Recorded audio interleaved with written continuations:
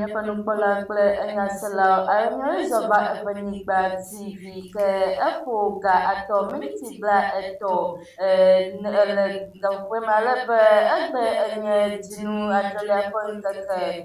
we are drag Belapa Apa Ebla for Adam, the Wanda Patukomana Jona Adu, Nyabo. Lambato Yamania select before Nyajamaburn. Dukopola John Dramani Mahama Esra Nocton Lebuta Ntome Nemakahania select before Nyajamaburn. Bank of Ghana Akaka Ntume Gacharopo de Enu. Nemakaha Adumia Bobe Kwara State Kala Nigeria Pobito Batapana Tukun Ado de Amalala Sing Tal Drummer. Aba Airplane Watery Adunia Bola Egbepa Anarjum. Can Adu Kujonia Magbadana Anarjo in Nusalit away English dictionary, Roy at the Benan Alabama Jonia Bodum. Can Adu Kujiban Quanye Imanola Nolan Chinedu. Oh, no silence ever English dictionary. Nyatepa. But see dictionary akara so afi di passé K. No silence ever English dictionary standard ton yeah. Standard yeah. And you know the view. And you know the view canola basic level. And you know Americanola SHS. And you know Americanola University. Alola language. Then you make a maneuver by few. And be a strong but craha. No silence ever English dictionary. And you know her. I'm a Sammy can never be mutual rapport. And be a strong but no silence ever English dictionary. And you know mama. Nella Dilla was so mad than a player. At place order Amazon. Allo number can I follow screen Nigeria. Open me to the can also have a African la. Nyako no silence ever English dictionary. Aqua Coveno. No silence ever English dictionary. And you talk. Nagajondo. Zukakola John Dramani Mahama and Nandasila Masanya Dodi Boha, Bewa Agafu, Amuwa Hoho, the dogma, Monpopo, Ayewa Aho, Donatipola, Bibi, Akari, Agade Domain. You, a global, Namuya, Anna, Lamasanya, Anu, the Eti, Ayewa, Ade, Donatipola, you, or her, you, the Dola, Chi Akoto, Ayi, Zukakola. John Dramani Mahama no kum la masanya odoti pokwa pokwa bando kwa dodo yi wo wona famahe kwa gomatetele wa eglobe wa awo dono tipolao nana kwa domatipolao de hatoto eve yum am akpa ani le yewo eglobe aya akpade am nube nanamfa amayawa adalayi yiwa acho alalaji akpoto ye wa ado dola ope nope vovo yo le koji kple atike opo egbo alebe dukokpola John Dramani Mahama egblɔ kpe be wa ado dɔnɔdzikpɔla yeyeawo dometɔ geɖe ɖe kɔƒe nutowo me kple nuto yiwo me womewɔa dɔ nyui le o yiwo me wa awɔ dɔ nyui nenema ke yiwo me lãmesẽdɔwɔlawo me sɔgbɔ ɖoa wa aɖo nene ƒe meyɔ eɖewo ɖo ɖe afi ma ye wo edo ŋugbe hã be dziɖuɖua ayi edzi ana lãmesẽdɔwɔlawo ƒe dɔwɔwɔ ƒe nɔnɔme na anyo de edzi alebe lãmesẽnyawodɔdzikpɔla yi ke nye Kwabena Mintah Akando gblɔ be dɔwɔƒea le kuku ɖem le ŋku lém ɖe dzideƒo na amenuwo nu abe dodo ɖe ŋgɔ kabakaba wu na dɔwɔla yiwo lɔ be yewoawɔ dɔ le kɔƒe nutowo me ene eye wo eƒo nu tso ɖoɖo yiwo wo ewɔ be woana hehe dɔdzikpɔla geɖe wu to ɖoɖo tɔxɛwo kple nusrɔ̃gbalẽwo nana hena nusɔsrɔ̃ mɔnukpɔkpɔ bubuwo hã. Namaka akokade anyazo butinamika agade batukokora chonchomani mahama akafu jakoto le nokton ntomeden tiwafa jajinyanya ble amachuo penonomele alle nanamba depa ikawu alle namaka ha aklocho jwanube anya gana tukwa nto ntohyo dumeto edeka alabatukokora aglo nyaya le Japon satra kome be ya a de be dona ga wo bla be vo ene be ga nyawo be asie ya ya 24 hour economy. Dramani Mahama Kapu Kontole Botanu to me fe chie to ndole muti fara yeye pre amedru wo fe no elede asa eye wo do abe anye Ghana fe nu to fe wo do me torika apiki wo bu ga popo bra de vo ene fe Ghana wo tinye do bebe ade si wo fomo be ado nko fe tatadengo awo do eye wa do Ghana wo fe ngo yi teji eti because ola Mahama me nu ko na do ame to wo pre koni lola ola eka fudu metowo de woƒe ɖokuitɔtɔna ŋutifafa ɖeka wɔwɔ kple nukuwɔme dzadzɛnyenye eye wògblɔ be nɔnɔmesia na dzɔakpɔ nye teƒe si dzia ame ƒe gadodo kple dɔwɔƒe si menye ɖiɖiɖoa tɔ o ƒe gomekpɔkpɔ le. Ede dzesi be dzoa ƒe nɔnɔme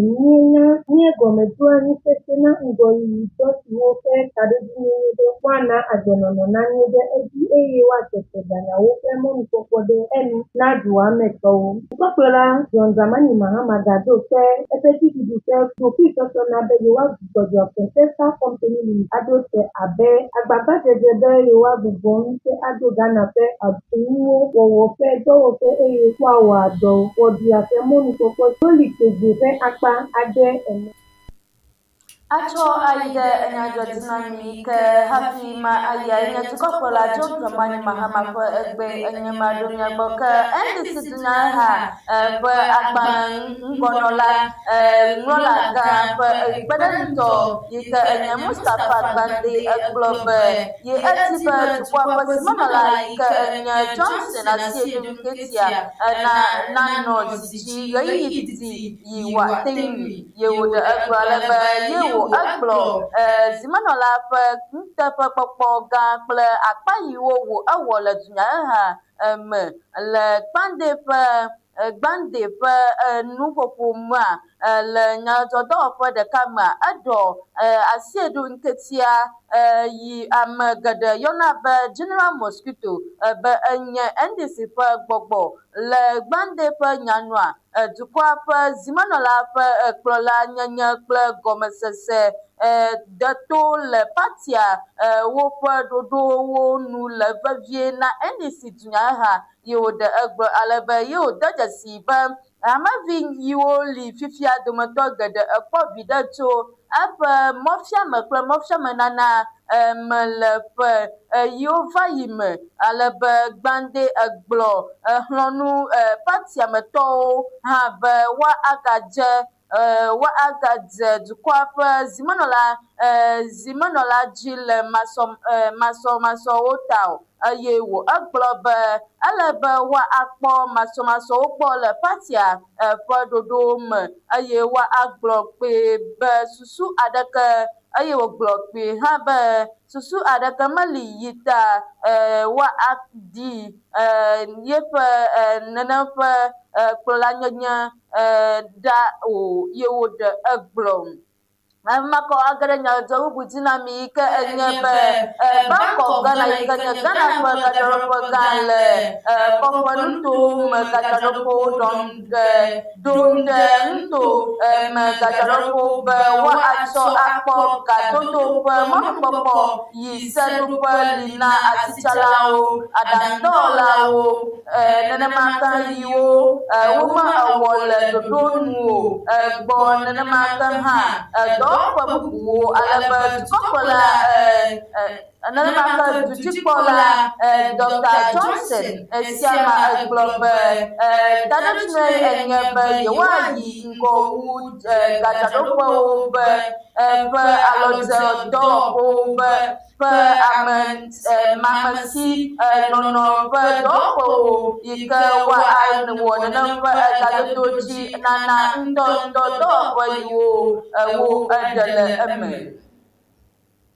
Ghana ƒe gadzraɖoƒe gã ɖe gbeƒã ɖoɖo si wowɔ be woatrɔ kɔƒe nutowo me gadzraɖoƒe woazu nutome gadzraɖoƒewo be woatsɔ akpɔkuxe si nɔ anyi ɖa si nye gadodo ƒe mɔnukpɔkpɔ sue aɖe na asitsatsa na asitsalawo, aɖaŋudɔwɔlawo, agbledelawo, dɔwɔƒe suewo gbɔ. Esi Bank of Ghana ƒe dziɖuɖumegã Dr. Johnson Asiama nɔ nu ƒom le ƒe 50 siwo wotsɔ wɔ kɔƒe nutowo me gadzraɖoƒewo le Ghana ƒe azaɖuɖu me la, egblɔ be ele be ganyawo ƒe gomekpɔkpɔ le eme na yi ŋgɔ wu gadzraɖoƒewo ƒe akɔnta ʋuʋu ko be woakpɔ egbɔ be dɔwɔƒewo ate ŋu ado ga be woadzi ɖe edzi. Ede dzesi be asitsala geɖe gakpɔtɔ le gadodo le senu me togbɔ be wonɔa asitsragadzraɖoƒe gbɔ hã. Dɔkita Asiama de eme be ɖoɖoawo ta la, woaɖe mɔ na nutuwo gadzraɖoƒewo be woawɔ dɔ le afi sia afi si nuɖiɖi le si me dugãwo me tɔwo hã le be woawɔ ga dɔwɔƒe siwo gadzraɖoƒe xoxo mekpɔ ga nyuie o. Egblɔ be ɖoɖo sia ƒe tadedzo nye be woatsɔ axe mɔ na gazaza ƒe vuvutotonu, ado ŋusẽ nutɔame dɔwɔƒe eye woado alɔ ganyawo ƒe ŋgɔyiyi. Ganyawo ƒe amegã ƒe kpeɖeŋutɔ Thomas Apim Nyako gblɔ tso afɔɖeɖe sia nu be enye aɖaŋudzedze ƒe ŋuɖoɖo ɖe Ghana ƒe ganya si le tɔtrɔm nu. Egblɔ be ele be etsɔme nutoame gadzraɖoƒewo nazu ŋgɔyiyi dɔwɔhati siwo nu digital ŋutete siwo le na ɖoa ganyawo ŋuti nunya ɖe ŋgɔ wo yeyewo ɖo ɖe ŋgɔ eye woaɖo alɔ agbledede. Ɖoɖo sia sɔ kpli Ghana ƒe kɔƒe nutowo me gadzraɖoƒewo ƒe ƒe 50 xɔxɔ si le asisiwo wu miliɔn 8 subɔm fifia to kɔƒemetɔwo kple nutome gadzraɖoƒe 147 siwo si mɔɖegbalẽ le siwo le alɔdze dɔwɔƒe siwo wu 100 wɔm le dukɔa me godoo dzi. Wole mɔ kpɔm be ana gaxɔgbalẽ siwo nu woate ŋu afli fe mɔnukpɔkpɔ nanyo ɖe edzi, ado asitsanyawo ɖe ŋgɔ, awɔ dɔ eye woana gawo ƒe dzidziɖedzi si axɔ amewo katã. Akɔ ayi ɖe nyadzɔɖuɖunami yi ke nye MTN Ghana Foundation heʋu Ghana Cedi akpe 490 mɔɖaŋu alo ICT kple Robotics Center le Kumasi be woado STEM nusɔsrɔ̃ ɖe ŋgɔ na sukuvi yiwo le New Asafo MA gɔmedzɛ sukua kple sukuʋu yiwo le Kumasi ŋutɔ me. Wole mɔ kpɔm be dɔwɔƒea na aɖevi na sukuvi yiwo aɖe 227 eye woasubɔ gɔmedzɛ sukua bubu yiwo le nenem ƒe Kumasi dugã me hã eye ni aɖote Mingo yi nye MTN Ghana ƒe dzehedɔwɔƒea ƒe dɔdzikpɔlagã nɔ nu ƒom le dɔwɔwɔ mea. Egblɔ be trɔa ICT alo mɔɖaŋudɔwɔƒe yi mekpɔa gabo aɖeke tsã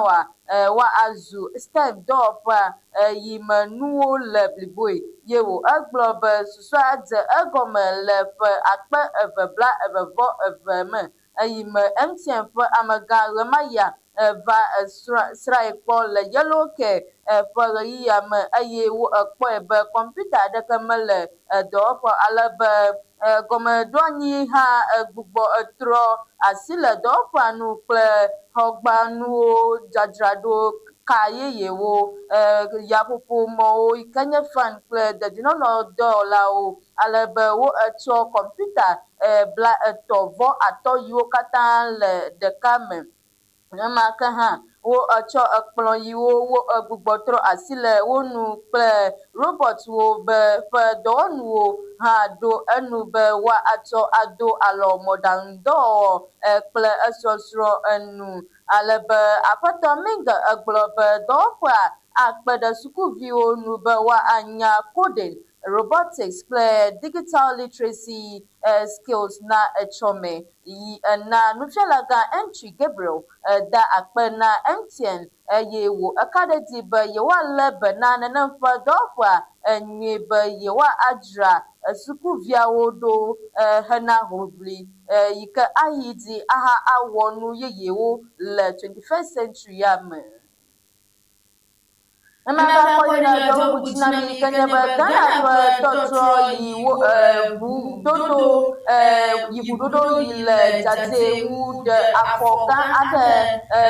yiwo ade twakwa agbato bugbanto yizan electric nse boy yiwa cho itwa tipa track alo tipa pepewa dodo de ngo alaba hotu dog yi big idol construction limited dog wo si banto yi na wo tro asile agbachobu ya yi Zondatec Ghana le hadome kple nanamfe Sinotrack de wo de nanamfe New York de egwa nuna hotudo wo kple tomanuku wo be wa nyemoyi le diesel wo teƒe alebe asitsacha ƒe dɔdzikpɔla Jelly by egblɔ be aɖe ami kple belele na woƒe gazazawo dzi akpɔtɔ eyime wole asi kpem ɖe dukɔa ƒe ɖoɖo wɔɖi yi ku ɖe nu yiwo li tegbea enu yi na nudzɔlawo ƒe dɔdzikpɔla Tom Chanshu gblɔ be nanamƒe V7X ƒe electric tipa ma ƒe ŋusẽ enye kilowatt 340 ƒe emɔ yi na ŋusẽ yi ade sɔ kple 440 eye wo eɖe ekplɔ alebe eyi battery yi ƒe kpekpeme enye kilowatt 40 le eya ta ateŋ azɔ kilomita 170 va eɖo 180 le agba blibo kɔkɔme eye eƒe dɔwɔwɔ sɔ kple diesel lorry yiwo wo zana ɖa alebe Big Idol hotu ha ƒe dɔdzikpɔla gã ƒe ame ŋutɔ ƒe kpeɖeŋutɔ yi ke nye aƒetɔ Wisdom Hedidɔ ye egblɔ be agbatsɔŋu ewo ƒeƒle ɖe fia be kakaɖedzi le mɔɖaŋunyawo yeyea nu ye wo egblɔ kpee be togbɔ be enye nu yeye na Ghana hã dɔwɔƒea xɔ adzɔnu ya dzi se eye dzi le ye dzɔm be ele anyi yi ke yewo le nenem ƒe ame yiwo dome ne ame yiwo nexɔ electric ŋu ya ŋu sese ya yewo le nenem ƒe ame yiwo dome yi ke nye ame gbãtɔwo. alebe akɔ geɖe nyadzɔɖoɖo dzi na mi ke nye nufialawo ƒe habɔbɔ gã etɔwo eƒlɔ nu dziɖuɖua tso strike yi ate ŋu adzɔ le dukɔa me godonu yi na dɔwo hã egblɔ be nuƒoƒoa do kpo nu le nya yiwo ku ɖe nufialawo ƒe nyonyo kple subɔsubɔ ƒe nɔnɔmewo nu ta. Nufiala habɔbɔ gã etɔ̃ siwo do ŋgɔ na suku gɔmedzesiwo kple suku eve si le evewo de se mamla na nufiala habɔbɔ gã etɔ̃ siwo do ŋgɔ na suku gɔmedzesiwo kple suku eve si evewo de se mamlatɔ na dziɖuɖɔ be womakpɔ woƒe dɔwɔwɔ ƒe nɔnɔme ƒe nya gbɔ o la, yewoaɖe gbeƒã dɔmedzoe le dukɔ blibo me. Wode gbe gblɔ be yewowɔ dzeɖoɖo ƒe mɔnuwo katã xoxo gake nya geɖe siwo yodo ɖi le dɔwɔwɔ ƒe nɔnɔme nu la mekpɔ wɔwɔ o. Habɔbɔa gblɔ be hehe ɖe megbe si wɔa nu vɔ le nufialawo ƒe dzidzɔ kple dɔwɔwɔ ƒe lɔlɔ̃nu. Wobia be dziɖuɖua na wɔ ɖe eƒe ŋugbeɖoɖoawo dzi enumake eye woana nufialawo ƒe dɔwɔwɔ ƒe nɔnɔme nanyo. Wogblɔ hã be ne womekpɔ nya gbɔ le eyi si woɖo ɖi me o la, mɔnukpɔkpɔ aɖeke maganɔ yewo si wò be yewoaɖe gbeƒã dɔmedzoe o. Togbɔ be yewoɖe ɖe dzeɖoɖo nu la, wokla lo be yewoadze woƒe dɔwɔlawo ƒe gomekpɔkpɔ ta. Ne dɔmedzoe sia dze egɔme la, ahe suku ƒe nusɔsrɔ̃ kple nufiafia ƒe dɔwɔwɔ adzudzɔ le gɔmedze suku kple suku eve katã me eye ana sukuvi akpe geɖewo nakpɔ xaxa. Eya ta habɔbɔ le kuku ɖem na dziɖuɖua be woawɔ nu kaba atsɔ agbɔ nya sia ɖo ale be nufiala, nufiafia kple nusɔsrɔ̃ nagayi edzi le ŋutifafa me. Yo míaƒe nukpɔla kple enyaselawo akɔ egeɖe nyadzɔwu dzinami ke nye be wo etso afia na akpalu prince agbatsɔla aɖe ƒe yi ke wole aƒlawo ŋutɔme ƒe etatɔ be woanɔ gaxɔme ƒe ewo kple dɔ sesẽ wɔwɔ le adegada ta le aƒlawu vota ŋutɔme alebe tɔkɔ ŋutɔme ʋɔnuɖrɔƒea yi ƒe zimenɔlae nye Joseph Ofosu be wome ebu fɔe eye wo elɔ ɖe nya dzi be yi nya yiwo etsɔ ɖe enua yiwo lɔ ɖe edzi be nyateƒe yiwɔ nenem ƒe nu ya evɔ megbe alebe nyateƒekawo eɖe fia be nudzɔdzɔ edzɔ le dinia ƒe ŋkeke 13 gbe dzi le Ave Maria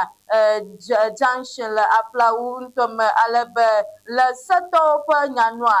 nyatola yi nye Ghana amedzro ƒe dɔwɔƒe ƒe amegã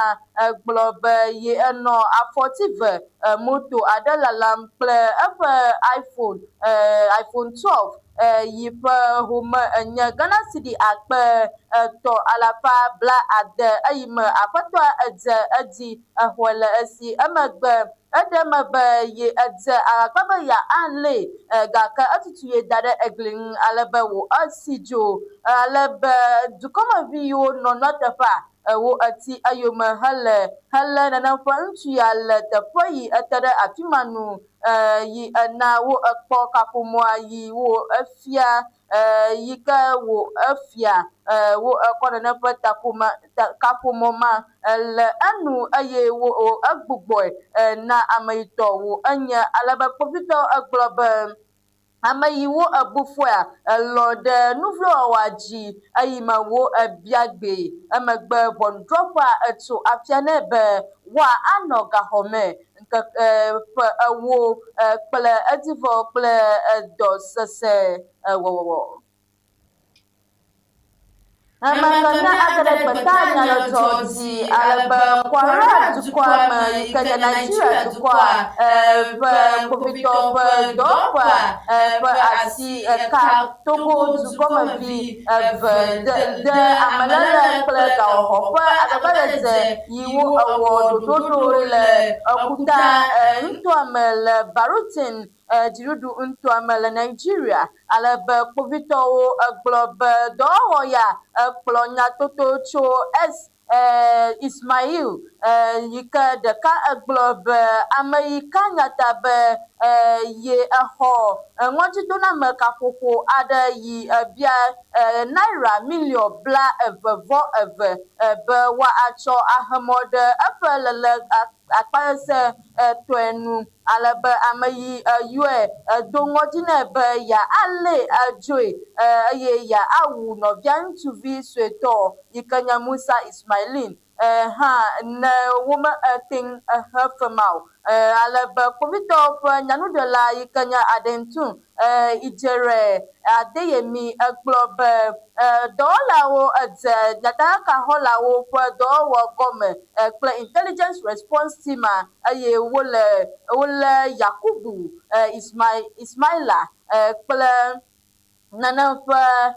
Hadzia Kosia yewo le amelelea mea wo ekpɔ kaƒomɔ aɖe yi wo egblɔ be wo ezã tsɔ eƒo ka yi wo kole ngojito na amewo abe ɖeɖefia ene yi ena kpovitɔ ƒe amegã odzo adekemi kafu kpovitɔwo ɖe woƒe nuɖoɖo kabakaba ta eye wo egblɔ be wo edo ŋusẽ numekukuwo be woalé habɔbɔ ame tɔ bubuwo ale be wo eƒoe ɖe dzɔmetɔwo katã nu be woanɔ ŋdzɔ eye woatsɔ nyatakakawo yiwo sɔ ɖe ɣeyiɣia dzi ado alɔ dedienɔnɔ dɔwɔƒewo be ŋutifafa na anɔ Nigeria edukɔ me. Ema atsɔ ageɖe bubu dzinami ke nye Togo dua me nye ageɖe fima alebe Togo dugã woƒe ɖoɖowɔwɔ aƒewo kple anyigbawo ŋuti ɖɔɖɔ do ƒe dɔwɔƒe gado kpe edzi be yewoahe emɔ ɖe nenem ƒe xɔtutu kple agbenɔnɔ le teƒe yiwo etsidɔdɔ ate ŋu adze bɔbɔewo alebe ŋkuɖodzia eva le eyi tsidzadza gã aɖe edze anyi tsɔ yi ena tsi eɖɔ ɖe dukɔa ƒe akpa geɖe megbe yi ena dugãwo ƒe ɖoɖowɔwɔ ƒe dɔdzikpɔla Kɔdzo Adedze gblɔ be wo ede se ɖe aƒewo tutu kple ɖe kpeku ƒewo tsãtɔwo alo anyigba yiwo dzi dzɔdzɔmefɔkuwo ate ŋu adzɔ le vevie yiwo eƒoe ɖe nuto mawo me nɔlawo nu be woadzo hehe ɖe megbe manɔme be woaƒo asa na afɔku bubuwo le etsɔ me alebe subɔsubɔ hã ete gbe ɖe edzi hã be ele be xɔtulawo na axɔ xɔtuɖaŋugbalẽvi tso dɔwɔƒe yi nu nya ekuɖo gbɔ hafi adze xɔtutu gɔme eye dziɖuɖumegãwo egblɔ be sea ƒe taɖodzinue nye be woawɔ ɖoɖowo ɖe dugãwo me anyigba zazanu akpɔ egbɔ be ɖoɖowɔwɔ ƒe dzidzenuwo li eye woaɖe dzɔdzɔmefɔkuwo ƒe amedzidzedze dzi akpɔtɔ alebe subɔsubɔ hã exlɔ̃ nu be sedzidada ate ŋu ana woatɔ te dɔa alo woagbã xɔ yiwo nu womeɖe mɔ ɖo le aƒetɔa ƒe gazazã vɔ megbe eye woado fe na wo ye wo eƒoe ɖe dukɔmeviwo gbɔ be le nutɔ me nenema ke dziɖuɖumegãwo kple xɔtulawo nu be woawɔ ɖe segbeɖoɖowo dzi pɛpɛpɛ be woakpe asi ɖe mɔhe ɖe afɔkuwo nu eye woana agbenɔnɔ ƒe nɔnɔme yiwo anɔ anyi ɣeyiɣi didiwoa na anyo ɖe edzi le Togo dukɔ me. Enumɔlɔ eya ke bubu aɖe mi se le egbe ƒe enyadzɔme vɔ hafi ma adzo le mia gbɔa ma agato nyadzɔme na mia ta alebe le egbe ƒe nyadzɔme mi se be NCC Nyahã ƒe agbalẽŋlɔla gã ƒe ekpeɖeŋutɔ Mustapha Bande egblɔ be NCC Nyahã ƒe dukɔa ƒe